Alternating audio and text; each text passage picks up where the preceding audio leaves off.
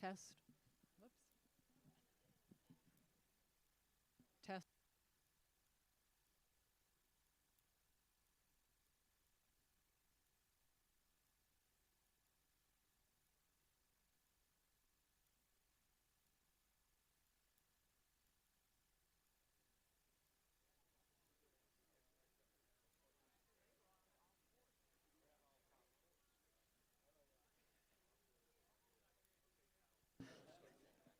Testing. 1, 2, 3. Testing. Coming through? Good? Cool. All right.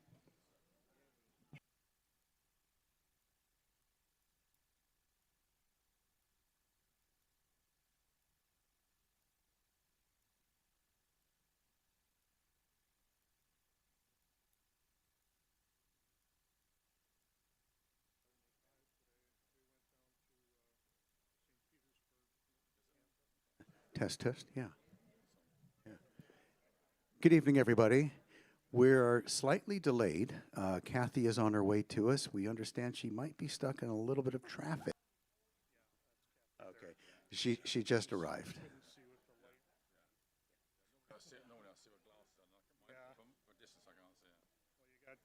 Sunlight off the white fence and that stuff and they flex and that,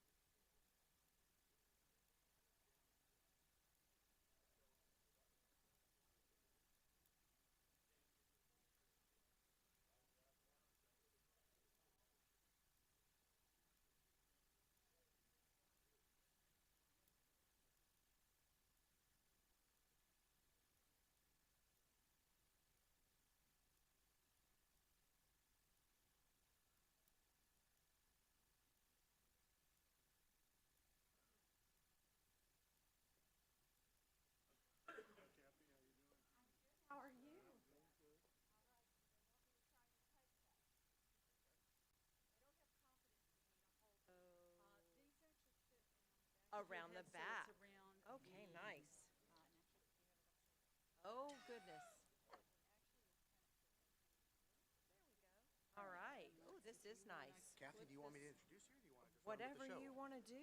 Okay, happy to. You go ahead, and I'll step over here Okay, while we great. get me finished up. Okay, All good. right. Good. All right. Let me just show you.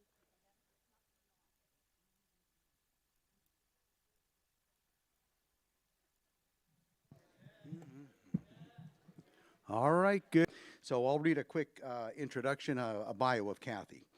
Commissioner Kathy Bryant has served on the Marion County Board of County Commissioners since 2010 and has served as chairman 4 times. She represents Marion County's District 2, which encompasses the southwestern portion of Marion County. Commissioner Bryant has served as the commission liaison for more than a dozen organizations, including the Chamber Economic Partnership, Florida Horse Park, Public Safety, serving as a liaison to the Criminal Justice, Mental Health, and Substance Abuse Grant Planning Council, Hospital District Board, and several others. Is that right? Water Supply Authority, Public Safety Coordinating Council, and the Springs Coast Steering Committee.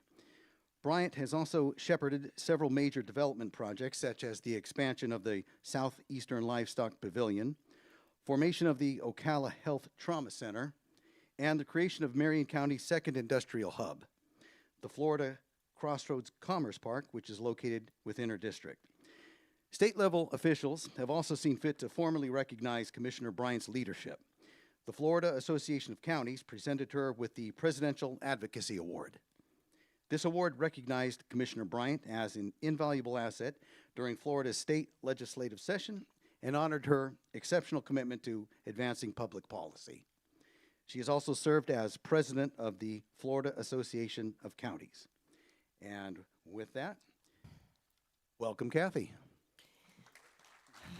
As you all know, I'm sure, we got caught in a little bit of traffic on I-75 tonight. See, I get to go through it just like everybody else does. And I would be... He doesn't generally come to these things with me, so I might be a little bit nervous because he's here and I might not do as good of a job. Just kidding. So again, it is my pleasure to be here with you all this evening to present in Marion County, right?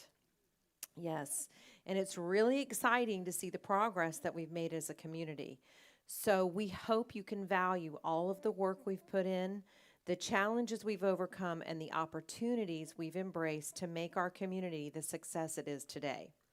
That's why Progress with Purpose is this year's focus of our State of the County. Our success is thanks to the partnerships between our municipalities, our commission, our constitutional officers, and you, the citizens of Marion County. So give yourselves a huge round of applause. Yes. You know, before we began, I introduced you to my husband, but I also need to make sure that you understand that there's one other a very important person here that is supporting me tonight in our endeavor, and that would be Commissioner Matthew McLean. Matt?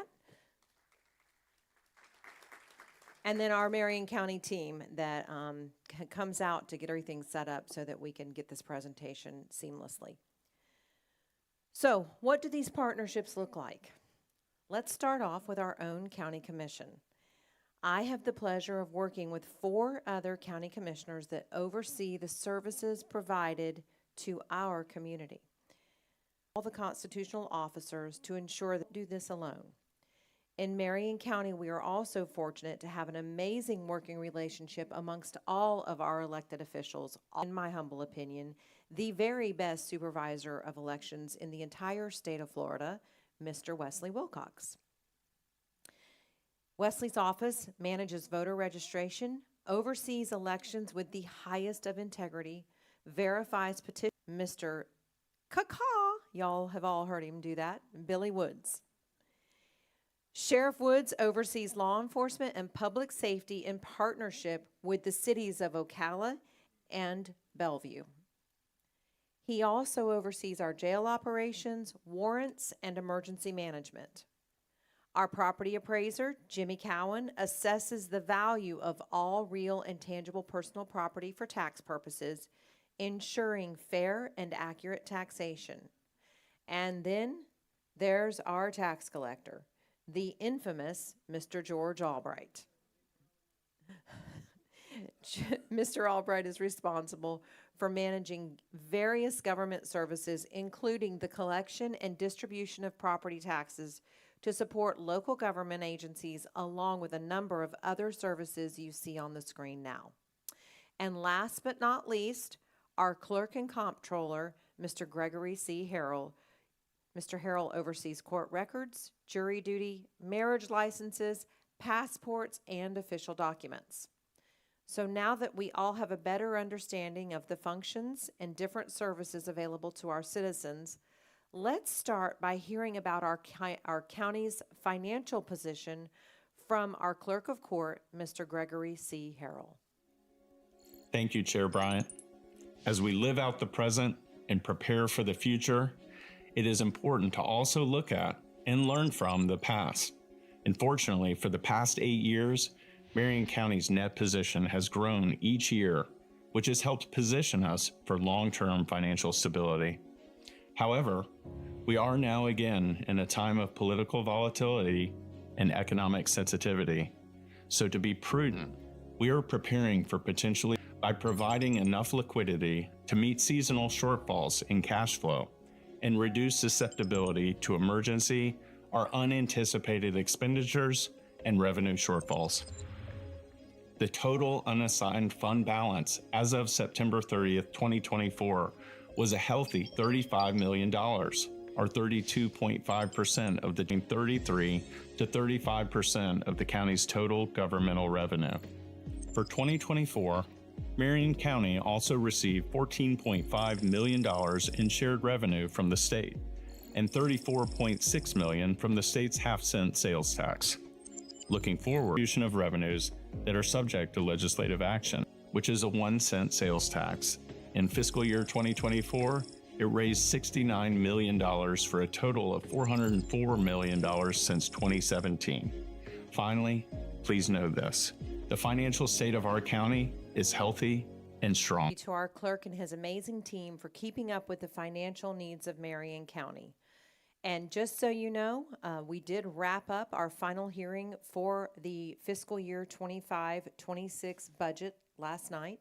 And when your tax bills come out, you will the countywide millage rate from 4.29. So actually 4.09. It was a long night last night.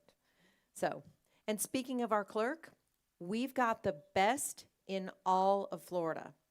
Our clerk and his outstanding team recently earned the prestigious Triple Crown for their excellence in financial reporting. As the clerk mentioned, although we are in a health, we experienced major hardships just 15 years ago during the Great Recession. Our unemployment rate was at an all-time state in foreclosures. Like many other communities in Florida, our economy was primarily based on real estate and construction when the market crashed. And you know what they say. The definition of insanity is what? Doing the same things over and over and expecting different results. In that moment, we understood change was essential. Progress became the purpose that fuels everything we do. That's why your county commission focused on being the best stewards possible of all funding, while not only providing but enhancing services to our residents and visitors alike. But progress doesn't just happen. You have to have a plan to get from point A to point B. So we analyzed what makes Marion County unique and determined what our strengths and opportunities were. With our prime location centered in the state of this led to Marion County's first commerce park, which is where you now see FedEx, Chewy, Amazon, and many more, diversifying our economy and our economic base. With the help of the CEP, this commerce park was the catalyst to bring us out of the Great Recession. I still remember the day we signed the agreement between all of the entities, and I remember the naysayers. They said no one would come to Marion County. But they were wrong. And we now see that commerce park where FedEx, Chewy, and Amazon sit. And now that Marion County is thriving and more people are wanting to call our community home, we're experiencing new challenges. Census projections once indicated our community wouldn't reach a population of milestone closer to 2030. And just for fun, I always like to do this when I give these presentations. If you've lived in Marion County for 5 years or less, I think this is always a pretty eye-opening for people to see. Thank you. Of course, was the pandemic, COVID. We had a lot of people that flooded to Florida, and they're still coming. And welcome to Marion County. We're glad you're here. Now more than ever, it's important for us to plan for what's to come. So what does the roadmap look like for progress with purpose? Let's check in with Commissioner Zalek as he helps us understand how we keep our community moving. 2-lane road to a 4-lane road. That's why paving the way started with the penny sales tax in Marion County. It has a growing community. So here's a brief overview of how our office of the county engineer helps rubber hit the road. Road construction may be something we often take for granted. It involves a network of agencies, partners, and jurisdictions. While most roads are managed by cities or counties, some are not. For those that are not, they often connect to federal interstates requiring coordination across various levels of government. Building roads takes time, often years. This is due to the many stakeholders involved, intense regulations, right-of-way location. Constructing roads often spans miles, which brings in many additional challenges. Planning is a major part of the process. Extensive analysis is conducted to understand the potential impacts on communities, the economy, and the environment. Construction. Other factors are considered such as pre-construction, utility relocations that may include water, gas, and electricity. In general, road projects fall into 2 main types: new construction and rehabilitation. New construction adds road capacity and connects communities, while rehabilitation focuses on upgrading existing roads to extend their lifespan. Despite all the planning that occurs before construction, road projects are still prone to uncover unexpected issues. like finding undocumented utilities, historical finds, or protected species that can delay progress. Road construction is a lengthy, detailed process involving many professionals working together. It's the same men and women that use these roadways that also serve here at the Office of the County Engineer. We're part of this community, which is why we strive to build roads quickly and responsibly so that everyone can get home. To providing a safe, efficient, and with purpose, 1 mile at a time. Thank you, Commissioners Alec and Stephen, for helping us understand the complexity and costs associated with road projects. With that behind-the-scenes knowledge, let's take a look at some projects we have underway to improve traffic flows throughout our community. One of the most impactful is the Southwest 49th 40th Avenue project designed to ease congestion on State Road 200. This new 4-lane divided roadway will stretch from Southwest 66th Street to the 66th Street. And I'm being promised a ribbon cutting by the end of this year, so stay tuned. Projects like this will not only shorten commutes, but also make local traffic much more efficient. We're also making significant progress on County Road 484 with several key upgrades. In June, construction began to enhance the Marion Oaks Boulevard intersection with new turn lanes and updated traffic signals, all aimed at improving your daily drive. Earlier this month, we began work at the Southeast 135th Street Road intersection for resurfacing, widening, and the addition of turn lanes to improve management through that area. We also have 500 miles of roadway rehabilitation projects in progress to maintain and improve our infrastructure. These efforts will ensure Marion County remains well-connected and well-being by supporting our first responders. Let's take a moment to hear from Commissioner McLean about what's going on with Marion County Fire Rescue. Marion County Fire Rescue serves more than 400,000 residents across Florida's 5th largest county. We're always looking for opportunities on our best. For Fire Rescue, progress with purpose means building a strong team of skilled first responders and providing specialized resources to our community. So, let's start with learning about our recently launched First Responder Academy, an initiative offering high school students an opportunity to begin their firefighting careers while still in school. The testing began in May of 2025. From that, the candidates that pass that testing will begin the program of Firefighter 1 in August. It will end. We'll send them to EMT school and Firefighter 2 to make them completely compliant to be a firefighter EMT, and we'll put them in the field working.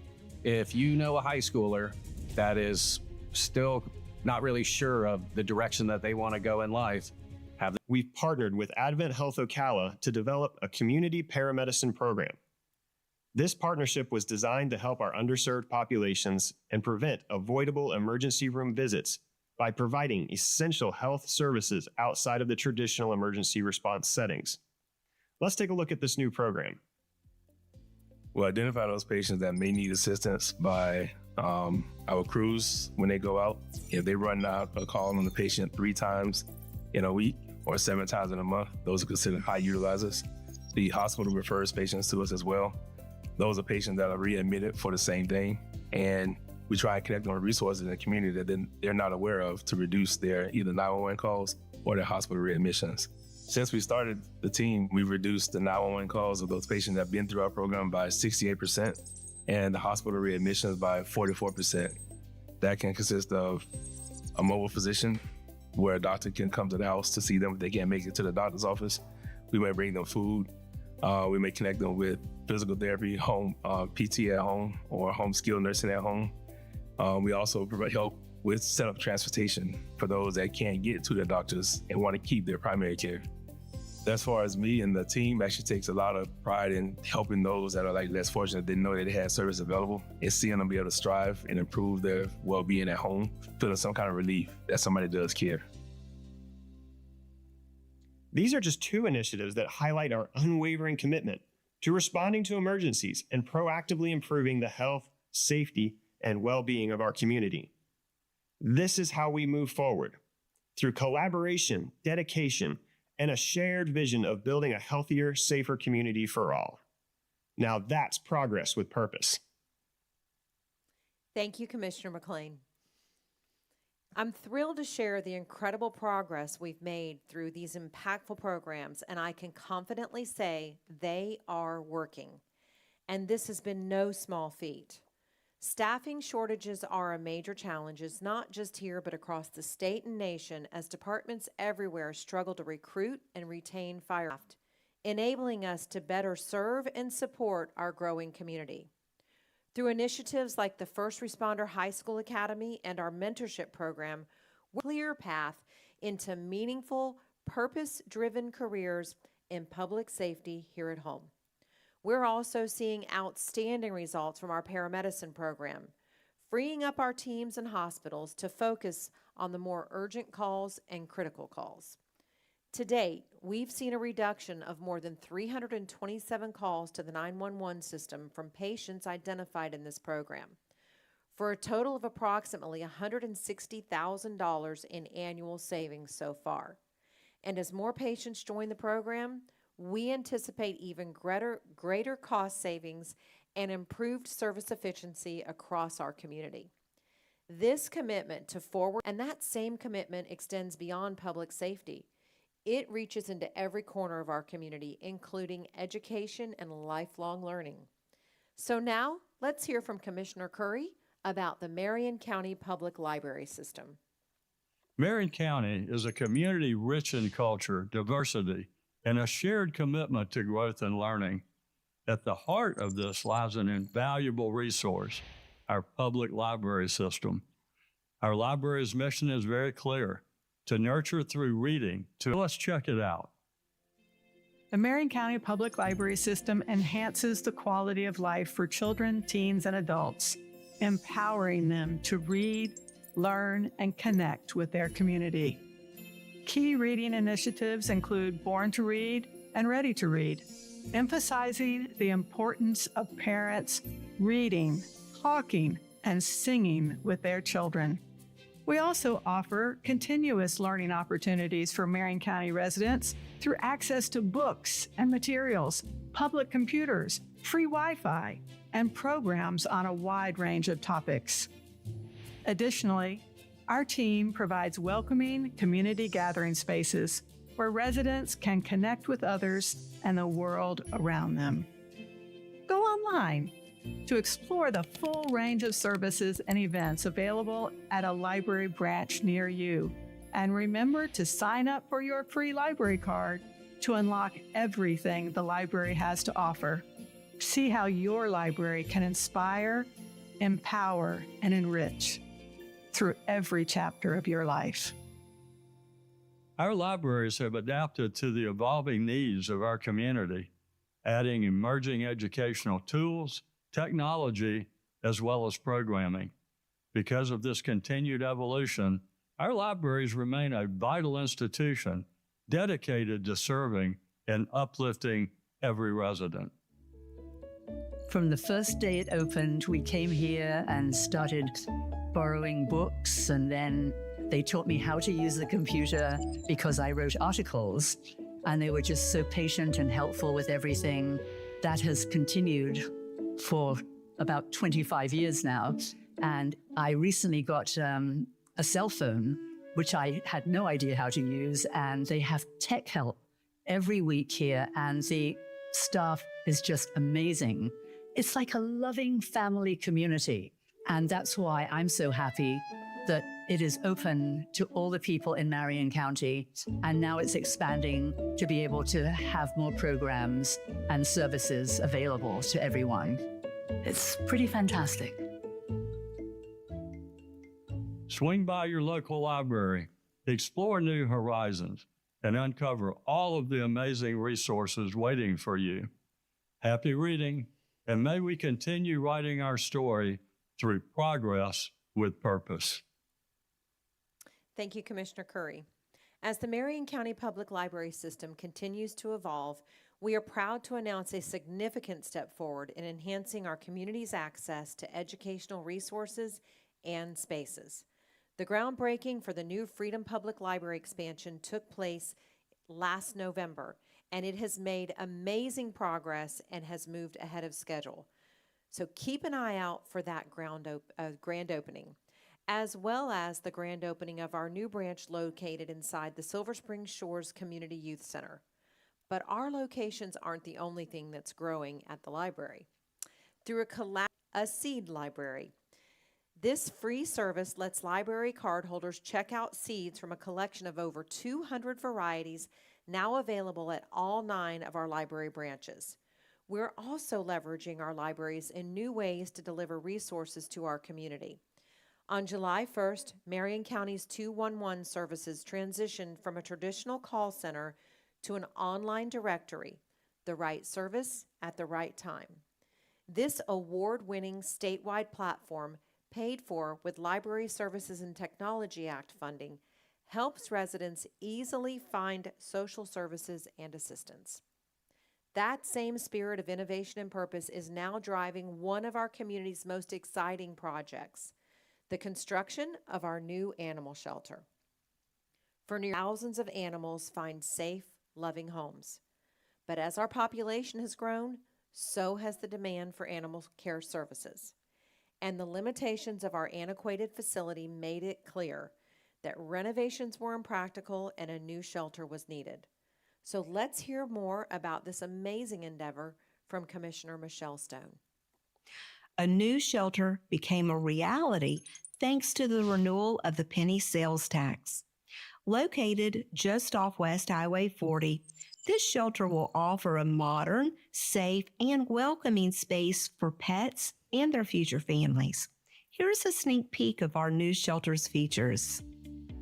This new shelter really is a long-term scalable solution to meet the immediate and evolving needs of our community. With construction fast-tracked to be substantially complete by December 2025, the new multi-building campus will provide ample space for enrichment, training, and playgrounds. The new shelter will feature 200 larger, more comfortable kennels with full exterior runs and the potential to expand to a total of 400 kennels in the future. Each kennel will feature full heating, cooling, and ventilation, ensuring our guests stay happy and healthy no matter the season.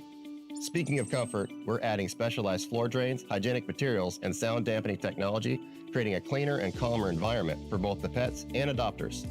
And finally, our state-of-the-art clinic will be over 2,000 square feet compared to just 144 square feet today. We're proud of our team's hard work and what it took to bring this project into reality, and thank you very much to the community for your amazing support. We would be remiss if we did not celebrate the people that are involved in the daily operations of our animal shelter. They're the ones that work towards making sure each and every animal under our care receives proper treatment with the goal of finding them a loving home.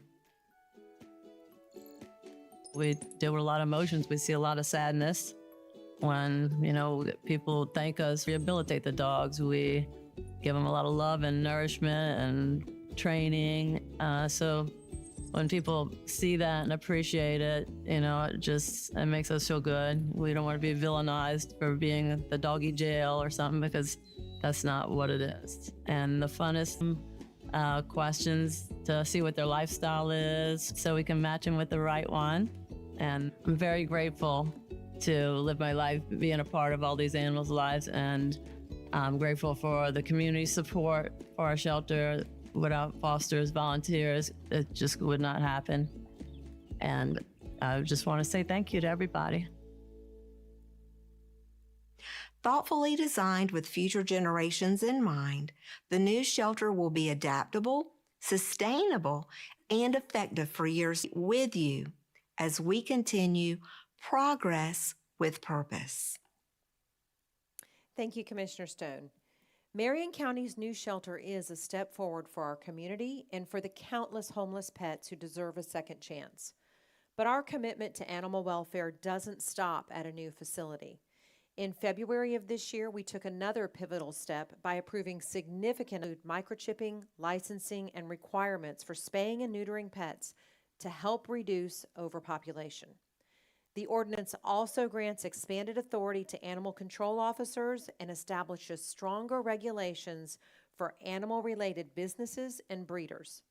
And our new online licensing portal makes it faster and more convenient to license your pet and support animal services in Marion County.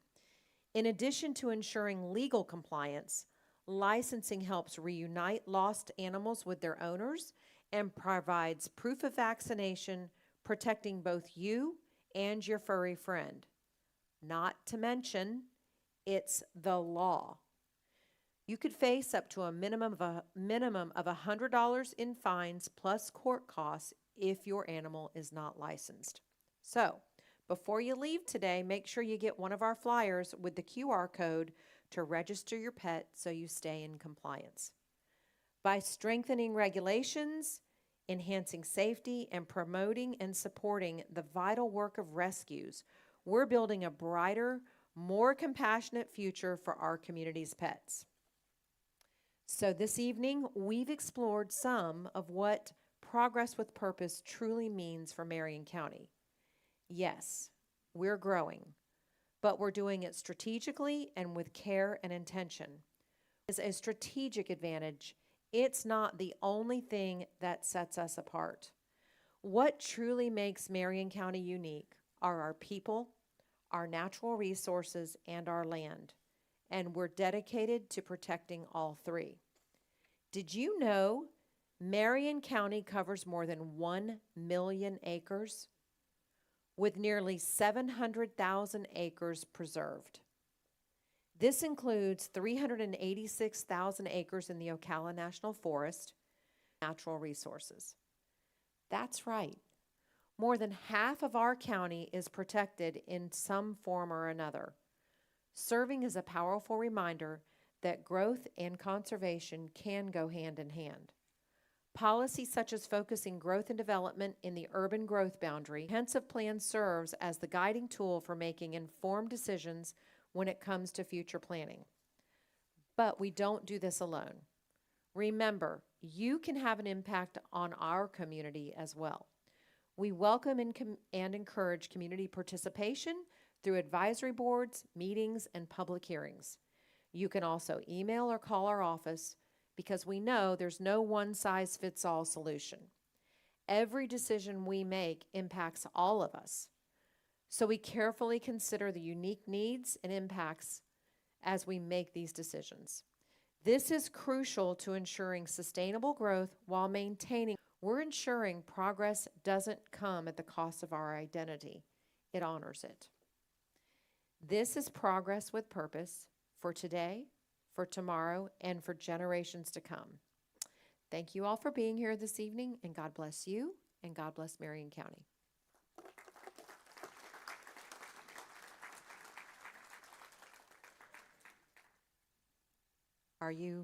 Anybody coming up? Oh, I'm stuck with questions. Sure. I'm always happy to answer questions.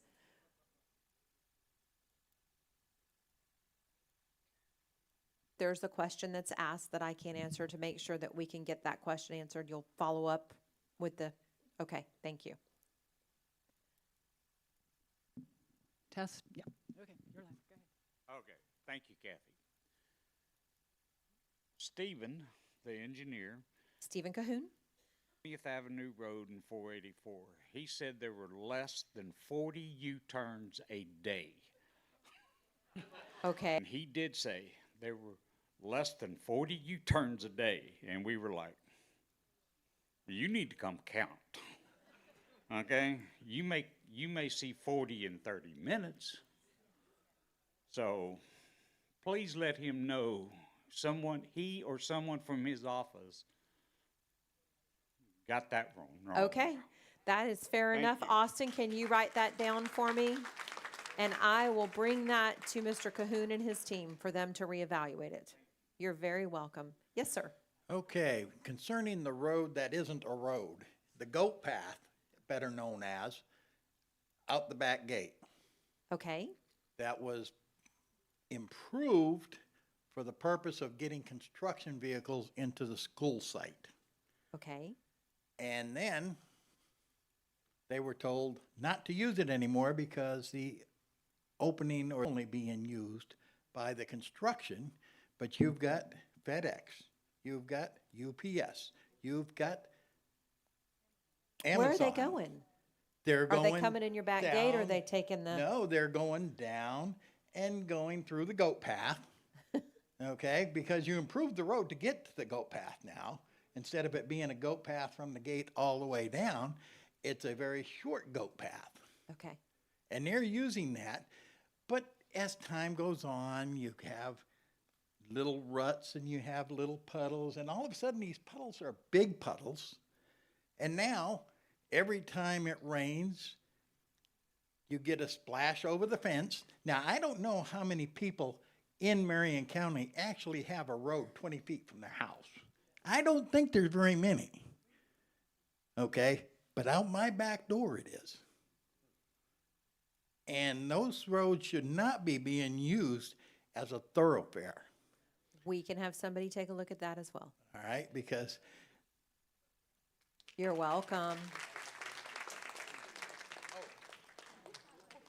and if they need proof, Sir, you can only come to the microphone one time. if No, they, I'm just kidding. if they need proof, I'll sit down with anybody and show them on my Ring camera that I have in my backyard. If you want to do that, we can make that happen. I probably don't have to have that happen, though. Good evening. When the engineer was here last, he said up at the corner when you turn in, you might have came, if you came from this way and turned on that turn, they expanded that turning lane, but the paint line is much shorter. It's yellow all the way and then just maybe 2 cars. They were going to black that out because if I get over where it starts and I don't watch out, somebody comes up that's not familiar with it and cuts in front of you. You talking about coming on 484? Yes, 484 turn. I've already noticed that. It happened to us when we were coming in tonight. Yeah, so that needs to be painted. But with that question is when you come to it, and if you're familiar, because you showed it, 49th Street and the 40th, but if you turn on 66th and you go up to the corner onto 200 where their light, that side goes, then this side goes. Our light, everybody go and get out. Could the road commission or the engineers look at making that light staggered so the Wawa people get to go, so they're unopposed, and us from here are unopposed making the turns, because it's kind of a fight, and eventually there's going to be probably some serious accidents. Thank you. Sure. Now, some of that is under the authority of FDOT, but I will certainly ask Stephen, and I'm not sure where it stops, so I will certainly ask Stephen to communicate with them if that's their responsibility, to check on that and to make sure that we get that taken care of. Hi, Kathy. I want to back up a little bit more about what was said about the U-turns. Okay.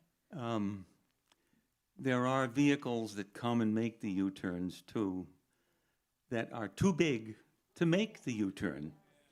They're vans, there's trucks, especially dualies, that cannot turn that U-turn in one swing. They stop, they have to back up, and now there's cars coming the other way again. They're blocking the traffic. They're blocking those 2 lanes, and they're stopping traffic in the oncoming lanes. So you have to watch, if you're trying to make a right-hand turn at that red light, you got to look there, you got to look here, you got to look there. It's going to be deadly to somebody. It really is. That U-turn has to be moved up the road and widened by another lane maybe to allow those vehicles to make those turns that big. Okay? The radius has to be there, or they cannot make that U-turn. But they're going to try. Some of them go up on the curb and bump back down. Some of them can't go over the curb. Thank you. Okay. I'll also have him look at that. Anybody have a question? Because, you know, the truck stop, I don't know why these truck drivers love this truck stop. I have not got that figured out I yet. know. That's a mess going in, and then they have to come out on our street and come up and go to Burger King and make it right, okay? You get 3 or 4 guys in there, you're forever getting out. Now you got another situation coming in. Behind Wawa, you just approved a 1 million square foot building over there. So now you got all these semis going to come off 75, go to that building. And then when they come out, you're going to have semi after semi trying to turn to go to the interstate. Where are they going to go to?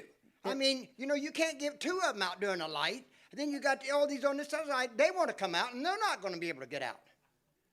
So that intersection, it needs to really be looked at really hard because it's a nightmare. That is, before any of that, all of that is done, that is part of the plan that has to be taken care of. So that all is taken into consideration when an approval is done. Traffic studies have to be done, and improvements become part of the process. Yeah, 301. Okay. Yeah. That's Highway 50. Okay. Okay. Someone needs to go down and look at that intersection. They have completely changed that intersection. That's the nicest intersection I've ever seen. That used to be a mess too. And if they take that design and bring it up here and put it in our design, you'll be way ahead of the game. Because you get rid of all the posts. You get rid of all the posts and you got one spanned bridge. Understand something. Okay. I-75 I know. is under the purview of the Florida Department of Transportation. Yes. Your county commission has no authority, no say-so, nothing. We have made all of these requests of them, recommendations. One of the reasons that it's taken a little bit longer for 484 and 75 for that bridge work to get done is because your county commission has insisted, and we had to actually participate in the funding to widen that so that we could have more lanes under there as they're doing the expansion of I-75. And so that's part of the reason that that's taking a little bit longer than it has. But for most purposes, if it says state road in front of it, or if it says interstate in front of it, or U.S. highway in front of it, it is not under the purview or the authority of your Marion County Board of County Commissioners. It's under the purview of FDOT. Now, that's not me brushing you off. What I would say is if you ever have a complaint or a suggestion, then I can send that email off to the appropriate person at FDOT. And I bring it in as, hey, I've got this constituent concern, if it's not something that we've already identified. But people sometimes get mixed up a little bit about what your county's in charge of and what we're not in charge of. Right. And I see a lot of it on social media. Y'all think I don't see your social media comments and posts. I do. Okay. And I see when people blame the county for things that the county doesn't have any control over. So, but it doesn't mean that we don't want to hear your concerns so that we can then contact the appropriate person to try to get something. I have no idea. Another thing your county commission does not do, your county commission is not involved in soliciting businesses to come to areas. Private businesses do their own demographic studies, and they decide where they're going to go, and they don't keep us abreast that where they want to go, it requires a land use or a zoning change. I see a lot of comments on social media about car washes and gas stations. If a property is properly zoned, and this is off of your question, but it's just something I wanted to let everybody hear. But if you send me an email, and I'll give you my email address, I'll see if I can find out the status of that Publix, but I don't know off the top of my head. So now, back to the zoning portion of it. If a property is zoned, has the right zoning, has the land use for called a vested right, which means that landowner has the right to develop that property in compliance with the land use and the zoning that it has. If I were to tell a landowner, a property owner, that they could not develop their property with the vested right that they are entitled to develop that property to, we would end up in a lawsuit, and they would win. And guess who would foot the bill? All of us. Remember, I'm just like you. I'm a county taxpayer. I don't like having to pay higher taxes. I drive the same roads you drive. My family drives the same roads you drive. We all feel everything that you're feeling on the daily basis. And we are trying to work through all of this stuff as quickly as we can. But as you saw on the presentation, it takes sometimes over a decade to build a new road. What you're seeing come through with 49th Avenue, 66, and that 4-laning that's going to come all the way to 484, do y'all know that that's going to be 4-laned all the way to that flyover on 42nd Street. That has been in the works since I was first elected to the board in 2010. Because you have to first identify there's a project that's needed. Then you have to go to design. Then you have to identify where the funding is coming from. And then you have to acquire all the right-of-way. And then your construction can begin. So road projects don't happen overnight. They don't happen in a year. New road projects. Capacity projects and rehabilitation projects, you're welcome. And please, if you will see Austin and Carlos, can you guys see them back there? Raise your hands. If you have a question that I could not answer tonight, if you will see them and give them your name and your email address and your question, we will make sure that you get the answer to that question. Yes, ma'am. I wasn't here for the very beginning, but I just want to know, did you discuss anything about the school in the backyard? We did not, because that's not under the purview of your Marion County Board of County Commissioners. What about the road that you're talking about, the 49th Street road that you're talking about? If that comes through, that's going to come through the back by the school. Correct. There is going to be a road there. There's going to be a road there, and it's going to go all the way eventually and be a flyover over I-75 and tie into Highway 42. All right, because my concern is like this gentleman was talking about with that goat path. They come from Marion Oaks, and they go zoom. Something has to be done about that. And the fact that I'm worried about using our back gate. Right. And I think that's going to be. No one's going to use your back gate. No, I don't mean They can't that. use your back gate right now. Out For of the you back, to use your back gate. No, getting yes. out of the back gate and coming back in the back gate with the school that's going to be opening in 2026. Right. Right. And we will we will have the county engineer take a look at. Fill them up. Yes, Thank ma'am. you. You're welcome. Yes, sir. Well, we're moving from the goat path, but up there when you go out the back gate and take a right and you go all the way down to this 4-way stop sign where you got two lanes, and we had a serious accident there a while back there where individual perished.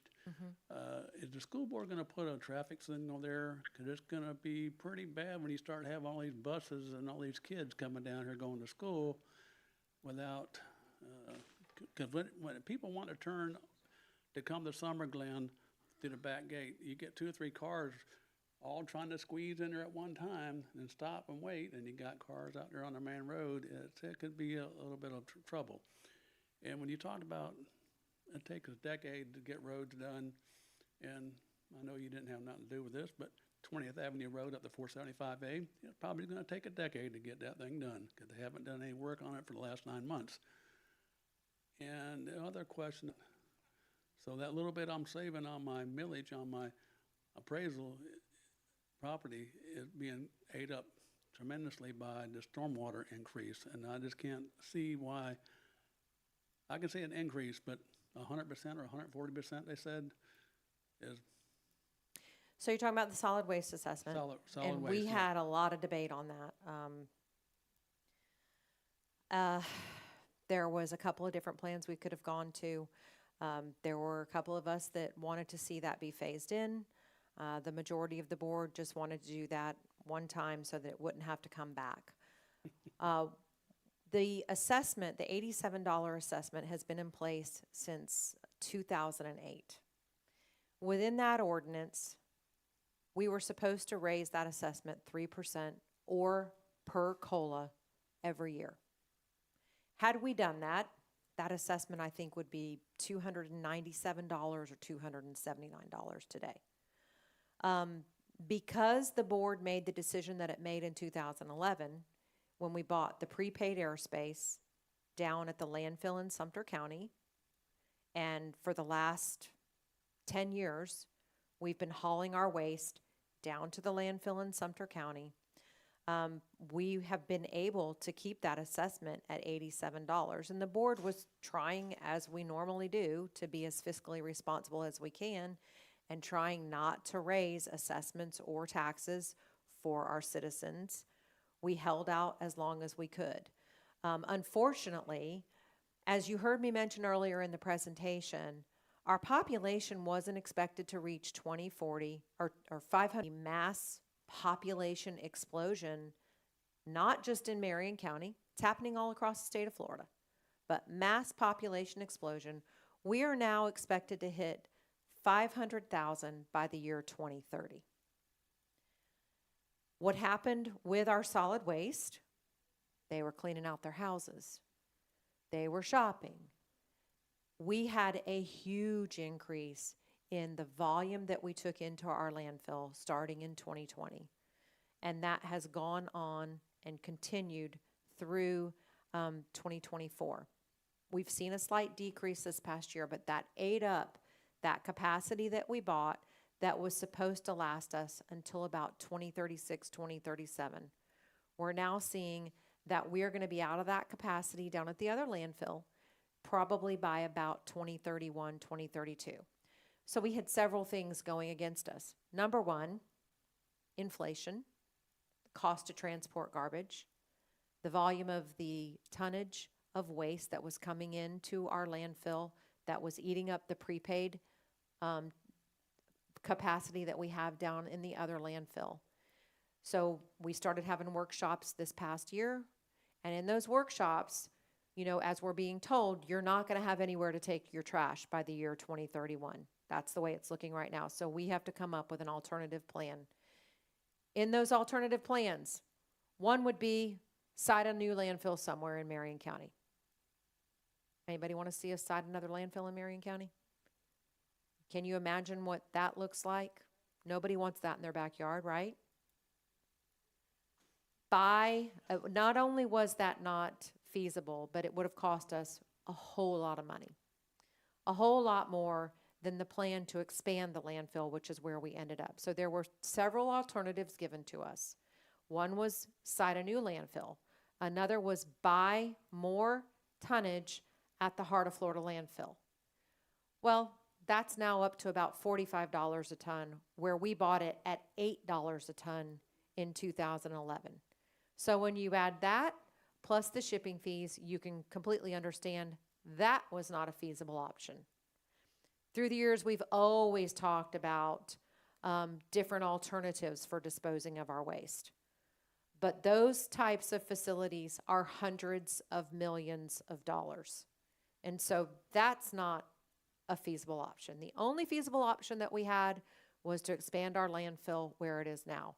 And in order to do that, we had to start, again, as I said, there were a couple of different ways we could have done it. We could have phased that in, which would have been, I believe, 150 the first year, 190 the second year. And then instead of going to 215, you would have gone to 225 in the third year, and that's what your assessment would have stayed at going forward. So your board, in looking at the rest of the budget, because that's a non-ad valorem assessment, it's a completely separate fund. It doesn't come from property, from general mill or from millage property taxes.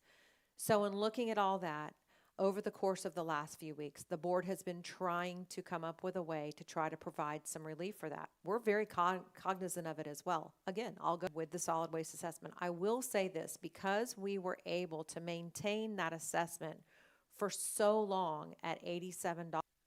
So, I mean, everyone has a differing opinion.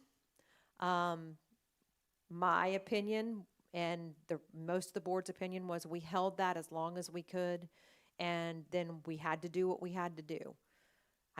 I know that doesn't make anybody feel better about it. I don't want to pay it either, but I have to pay it just like you do. But there's your reasoning why, and I hope that everyone can understand that reasoning why, because we have to have a place for our garbage to go. And by bringing it back in county and by expanding the landfill where we are now, we're also in charge of our own destiny.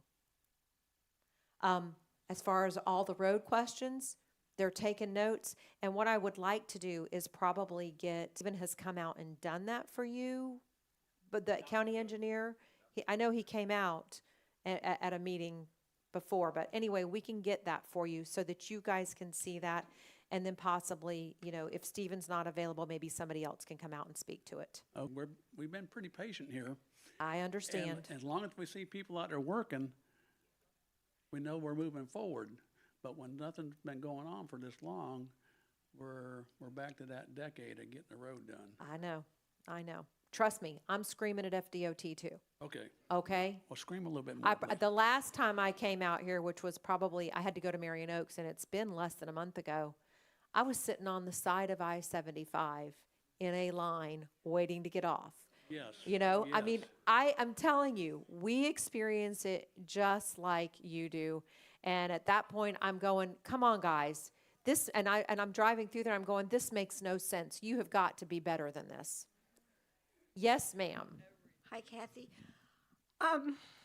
The lady before me was talking about the traffic and trying to get out. What I experienced, which I always look both ways, is a stop sign. A motorcycle, a young man on a motorcycle came flying from the dirt road. I mean, he just flew. He didn't care if there was a car there or not. He just flew through. So it really, you have to be so careful. The land use that you talked about. So we're getting a drive-through liquor store. So they were able to do that because the land, it's right. I Thought Matt, I thought we didn't approve. I don't remember that one. So they might have already had the zoning that they already had the zoning that they needed to be able to do it. And so now, it was always advertised, a drive-through liquor store is coming. Now that it's up, the liquor store is at one end, and the other end is a smoke shop. And you know what that turns into? Again, if the property has the zoning, and I'm trying to remember this one off the top of my head, but if it has the zoning, if it already has, and I don't know what zoning it would need, I don't know what that property had, but if it already has that zoning, we can't stop a business from going in there. Well, we don't need a liquor Hey, store.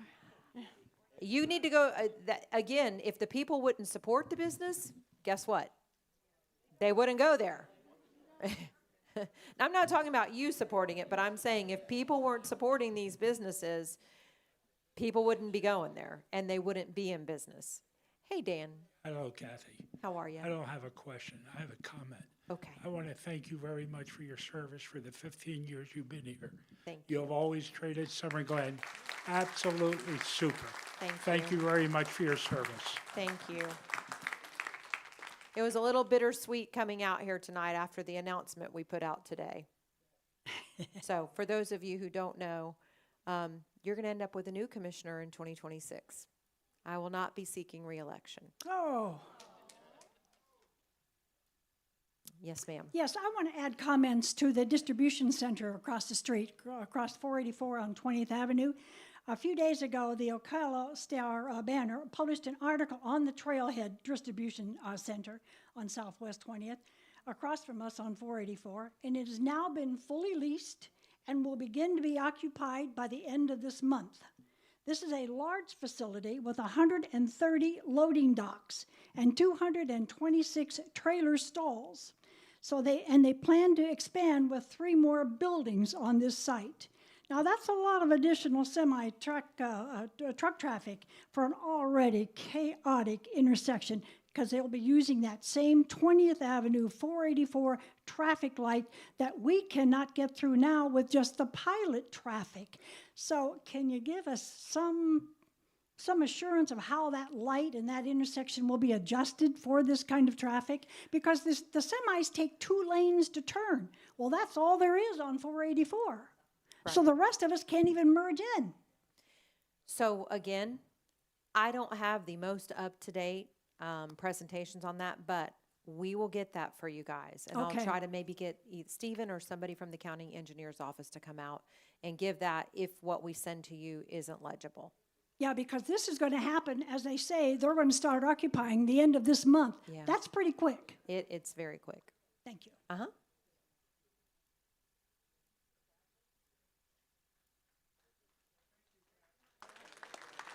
Oh, I got a couple more people coming up. Hello. Up there. You want me to come over Okay, and here we go. There you go.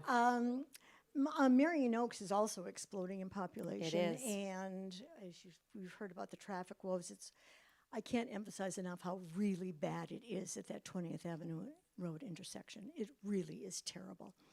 But my question is, are there any future plans? How are the people from southwest Marion County going to get to Route 200? We have 44 going around to 200 or 49th Street, I-75. And those are about the three main ways to get out of southwest Marion County. So that's where 95th comes into play, or all the way to 42nd Street. And that's going to be our We're- still our only three. Actually, that's the only options I can see.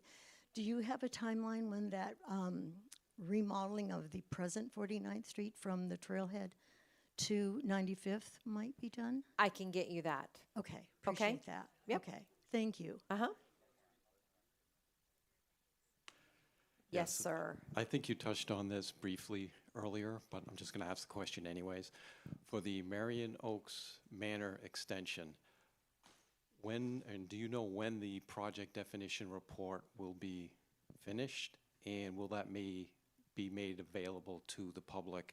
And how would we get a copy of that? If you want a copy of that, you just need to send me an email, or you can go back there and you can tell those two guys what you want and give them your request as well as your email address, and we'll get it to you. Great. Do you And know, get you- has that been completed? That's technical stuff, and Okay. no, I don't know. That's what the county engineer does. Great, thank you. You're welcome. Kathy, I had a question. Oh, sorry. Go ahead. There's been some questions about the school and how it affects. No. You used to be a realtor, and can you clarify that a little bit? I mean, I've never seen a school be something that would make property values go down. I'll tell you what's probably going to make property values go down a little bit. We are going to see a decrease, and that's what's happening, again, not just in Marion County, but everywhere right now. The real estate market has slowed. I do still have my realtor's license, but I haven't practiced real estate in, I don't even know how many years. It's probably been 15, 16 years. But I do follow the trends, and mortgage interest rates slowed the market. Sales have slowed, and I would expect that we would see a little bit of a decrease in property values. But I don't have a crystal ball, and I don't know. Now, there's also some conversation that's going around when it comes to property values that should the state legislators and the governor get rid of property taxes. Well, there you go. It's going to say there, and that's been a big hot topic of conversation. I'm just going to say it. We're all going to pay one way or another, right? Whether it's a sales tax, there's been a proposal thrown out there for a 5% transaction fee on real estate transactions. There's been something talked about on tourists. So at the end of the day, we're all going to pay. Now, in my humble opinion, the governor threw out something early on in this discussion, and he said, you know, with the surplus that the state always has from sales tax, talked about giving every homeowner a $1,000 rebate check. And I'm like, I think that'd be great. Then it comes from the state. And there's a lot of information that is thrown out there that is just not accurate information. So, but going back to the property tax discussion and property values, there's also some theories out there that if property taxes are gone in the state of Florida, property values will skyrocket because people will again flood the state of Florida. I don't know where everyone's going to land. As a local government official, there's been a lot that's been passed down to us from the state over the last several years, and I can tell you a lot of these decisions are made without our input and without them fully understanding what we do and how the sausage is made, for lack of a better way of saying it. So it's going to be interesting to see what happens over the course of the next year. And if they put it on the ballot in 2026, it's going to be interesting to see if people really realize what it truly means. I can assure you that if it does, what this truly means. Because again, I'm going to go back and I'm going to make the statement. If they do away with property taxes, we're still going to pay. Police have to be funded. A fire has to be funded. All the essential services that you rely on, your parks, your libraries.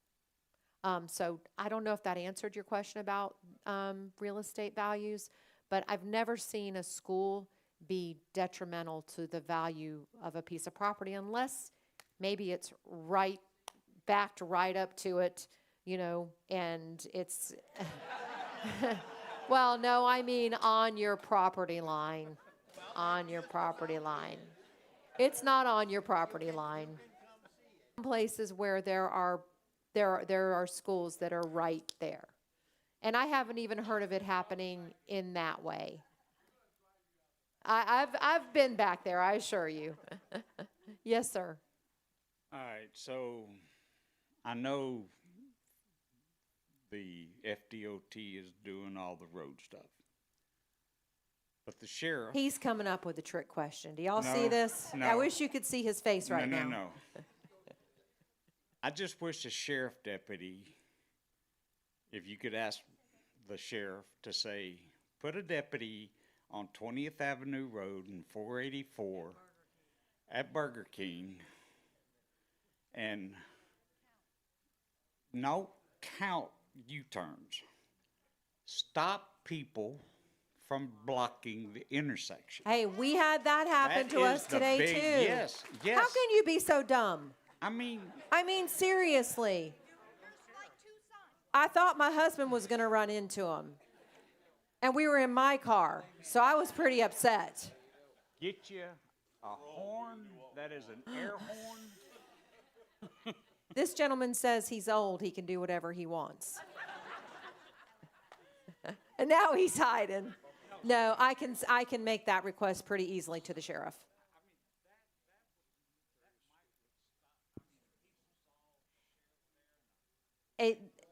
They literally did that to us when we were waiting to turn today off of 484 onto 20th, and I'm going, oh. Anyway, I feel ya. I feel ya. What? Okay, email. Did you guys bring any of my cards by chance? Ugh. Kathy? Oh, there you go. Oh. There you go. Is this on? It's all right there. And I can step over here and continue to answer questions. Kathy, just Yes. one quick question. Yes, I know you ma'am. probably don't have the answer, but with everything on 484, I know the bridge now got a redrawing and was Mhm. finalized.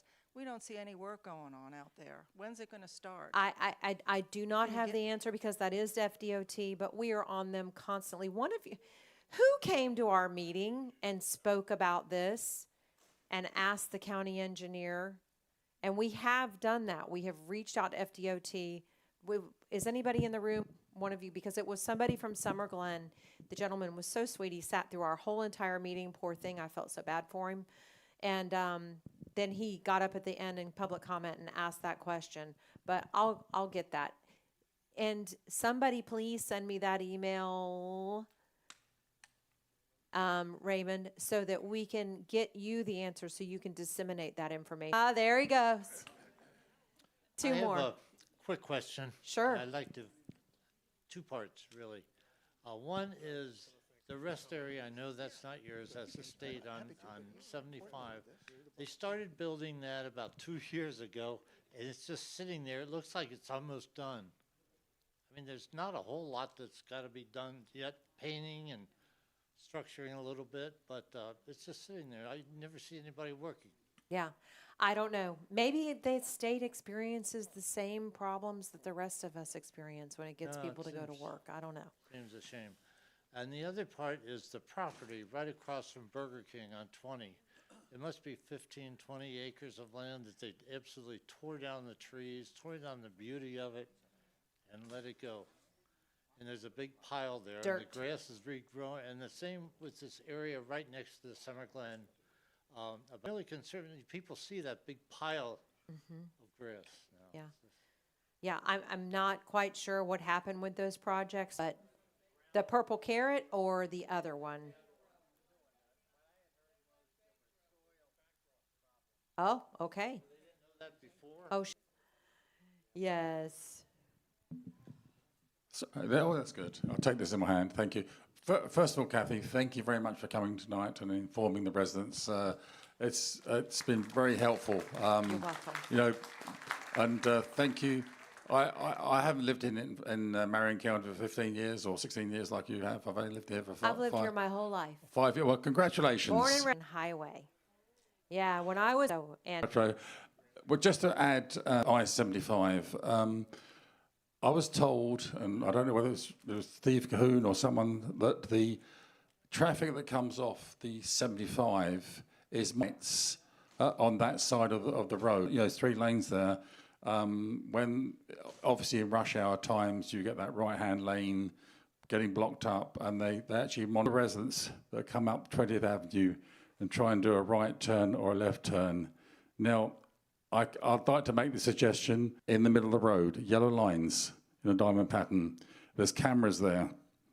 Okay, if you go into that diamond pattern and block the entrance, you get fined immediately. I wish they could do that here. yeah.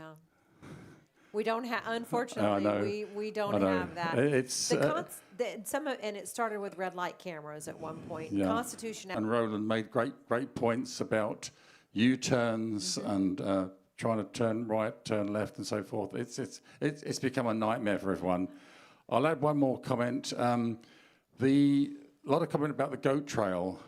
The last time your guys came here, that road at the back there, which is going to become a 4-lane highway, is actually going to be staggered onto the other side of the tree line. I think that was the plan. That was the plan they presented, and I think your guys kind of talked about having barriers across there, stopping traffic going down there. So the speed of Barbara's gone now, but the speeding motorcycles you just get out. But now you have to look left seriously because traffic does come down there. Right. Anyway, just like to thank you for your service for the last 15 years. Appreciate that. Thank you. Okay.